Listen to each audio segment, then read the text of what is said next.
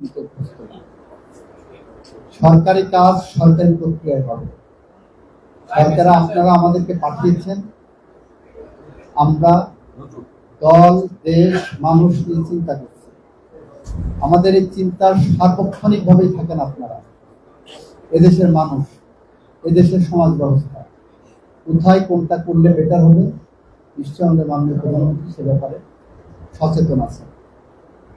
আপনারা যদি কাজ করতে চান, দলের সমস্ত প্রকার অপপ্রচারের বিরুদ্ধে দাঁড়িয়ে আপনারা কথা বলেন। আপনারা এত কিছু করছেন, আমাদের নেতা, আমাদের প্রিয় প্রধানমন্ত্রী, মাননীয় প্রধানমন্ত্রী একটার পর একটা পরিবর্তনের পদক্ষেপ নিচ্ছেন, সেগুলো আপনারা পাবলিকলি এসে প্রচার করতে পারছেন না।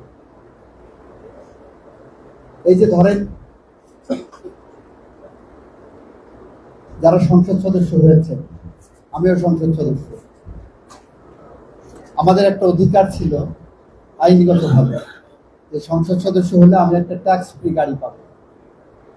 10 কোটি টাকার একটা গাড়ি আমি 1 কোটি টাকায় আনতে পারবো। আমি সংসদ সদস্য হওয়ার পরে আমি একটা প্লট বরাদ্দ পাবো, 300 সংসদ সদস্য 300 প্লট পাবো, 300 ট্যাক্স ফ্রি গাড়ি পাবো। আমাদের মাননীয় প্রধানমন্ত্রী বলেছেন যে আমরা যারা নির্বাচিত হয়ে এসেছি, আমরা জনগণের সেবা করার ব্রত নিয়ে এসেছি। শুধু আমি সংসদ সদস্য হিসেবে ঢোকার সাথে সাথে 10 কোটি টাকার গাড়ি 1 কোটি টাকা আনলাম, জনগণ 9 কোটি টাকা বঞ্চিত হলো। এটা হবে না। এই ধরনের পদক্ষেপ আমরা যখন নিচ্ছি, এটা আপনারা জনমানুষের মধ্যে পৌঁছতে পারছেন।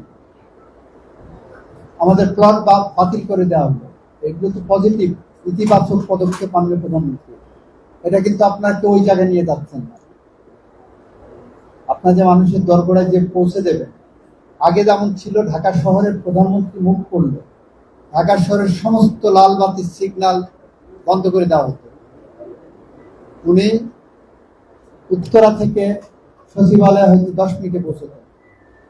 উনি এসে বললেন কি যে না, আমি আমার দেশের, আমার শহরের অন্য মানুষ সাফার করে সিগন্যালে, আমি সেখানে যে ছাড় করে চলে যাবো, এটা হবে না। আমিও সাধারণ মানুষের মতো সিগন্যাল পার হব। সিগন্যালে দাঁড়িয়ে লোকজন যখন মানে সালাম দিচ্ছে, উনি সালামের উত্তর নিচ্ছে। এগুলো আপনারা মানুষের কাছে পৌঁছাতে পারতেছেন। আগে প্রধানমন্ত্রী বা রাষ্ট্রপতি দেশের বাইরে যাওয়া আসা করলে এয়ারপোর্টে ক্যাবিনেটের সমস্ত মিনিস্টার এবং সমস্ত সচিবকে থাকতে হতো।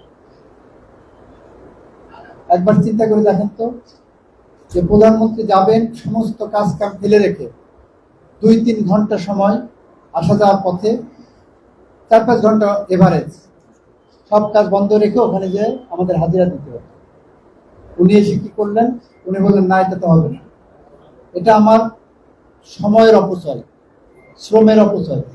মন্ত্রী ওখানে কাজ করবে, যদি যেতে হয় ক্যাবিনেট থেকে উনি 2 জনকে যদি বলেন যাওয়ার আগে যার যার প্রয়োজন হবে উনি ডেকে নেবেন। আপনারা মানুষের কাছে এই কথাগুলো পৌঁছতে পারছেন না। আপনার হানা ভোট নিয়ে অপপ্রচারের শিকার হয়েছে। রাষ্ট্রীয়ভাবে বলছে আপনারা জুলাই সনদের পরিপন্থী, অথচ আমরা জুলাই সনদকে সবচেয়ে বেশি ধারণ করছি। আমরা জুলাই সনদের দাড়ি, কমা, সেমিকোলন সহ এগিয়ে যাচ্ছি। আর যারা বলছে জুলাই সনদ তারা মানতে চাচ্ছে, তারা কিন্তু জুলাই সনদের ধারে কাছে নাই। সেই জায়গাটা আপনারা তো, আমরা লিফলেটও করে দিয়েছি, সেই লিফলেট গুলো বিতরণ করেন, জনগণের কাছে যান। শুধুমাত্র বরাদ্দ আসলো না, গমের ভাগ পাইলাম না, চালের ভাগ পাইলাম না, এই ধরনের নেতাদের আপনারা বয়কট করেন। যারা চাল গমের ভাগ নিয়ে এত ব্যতিগ্রস্ত হয়ে পড়েছেন, তাদের আপনার দরকার নেই। 17 বছর রাজপথে ছিলেন, ঘরে ঘুমাতে পারেননি, রাজনীতি করেননি, তখন তো খুব ভালো ছিলেন। এখন কেন দলটা বুঝাতে পারবেন? সেই জায়গায় চিন্তা করেন।